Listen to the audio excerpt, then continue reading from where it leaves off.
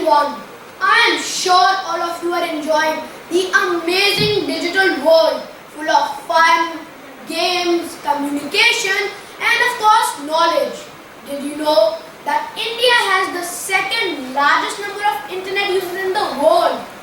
You will find it fascinating that the digital revolution is now sweeping small towns and villages too. With the internet available so easily, what has caught up is the gaming world. There are as many as 300 million gamers in India, 95% of them below the age of 30. You will also find it very fascinating that gaming is now a profession. There are professional gamers in India who can compete with other country gamers in gaming arenas and tournaments. Reports indicate that by 2020, the gaming industry will be worth more than $1.1 billion. I am Hemang, Chaudhary, an 11-year-old going on 12. I study in AIS Noida and today I am very excited to talk to you all about the digital media and the gaming world. Digital media, gaming and us. Digital media? Well, why do we need it? Well, apparently it helps us to stay updated and be in with the peers. It also gives us a chance to increase our knowledge, communicate, have fun, but makes us vulnerable as well.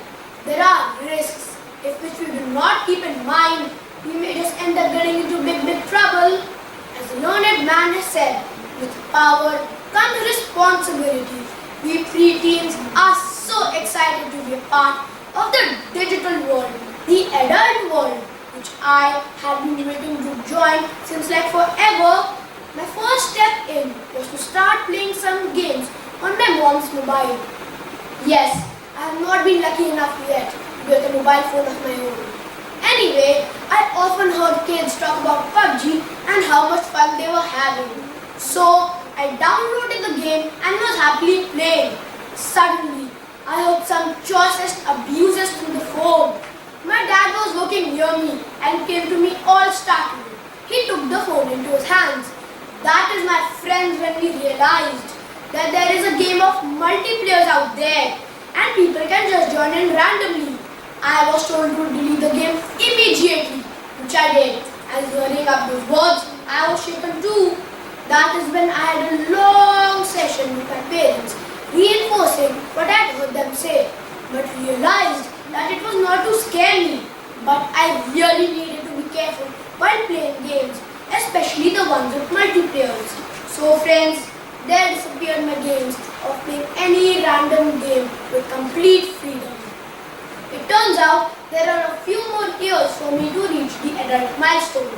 The new gaming rule that works in our house is that first I search the review for any game I want to download and then run it by my parents. Not to say the discussions do not go south sometimes. Latest battle I lost to my mom was about playing Free Fire.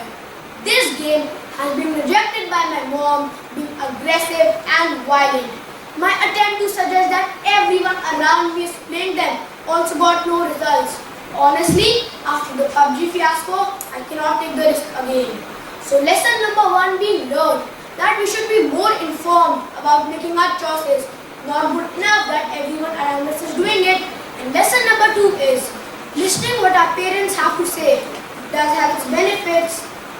We all now understand that games, especially the ones which are violent and aggressive, can even lead to life-threatening consequences. Friends, we better be safe than sorry. We all know the havoc created by games such as the Blue Whale or the Momo Challenge. The Blue Whale was actually a series of 50 tasks the gamer was supposed to complete. The initial ones being easy and then would turn into tasks involving self-harm and even suicide. Similarly, the Momo Challenge goes young children into violence, even suicide. Thankfully, I have no personal story here. But surely, lesson number 3 being learned that winning any game or challenge is not important than our own value and health. As per UNICEF, more than 1,75,000 new children go online every day. That is a new child joining the digital media every half of a second. It is true that nearly everyone today has internet, but not everyone knows how to use it. For instance, once my friend Mr. Super downloaded an app and gave all his correct information, including his address and his father's mobile number. It seems the app was actually a smoke screen for some site and sold all the data. Then they were hounded with random people calling and visiting their home. You can imagine the dressing down Super had to face. So lesson number 4 being learned that not to share any personal or sensitive information over the social media. Oh yes, things are bound to go wrong sometime or the other, but we surely must know who to turn to. Parents and older siblings are the safest options to discuss these issues openly. Before I go, I wanted to share an startling article which was placed near me last week. The article stated that WHO has categorized gaming disorder as a mental health condition. To my horror, it further stated that psychologists in Bangalore and Delhi say that gamers as young as 10 have been brought to them by their parents to help distance them away from their gaming consoles. Really, the age 10, it is too close for comfort. So as you can imagine, that is when I had a long family meeting of all sorts to discuss this issue. I was thinking, oh no, here goes my 30 minutes a day allotted to gaming. To my utter delight, Mom and Dad were really happy that I was sticking to the 30-minute rule. Friends, I think we just need to follow some basic rules and we can continue gaming anyway. Thank you.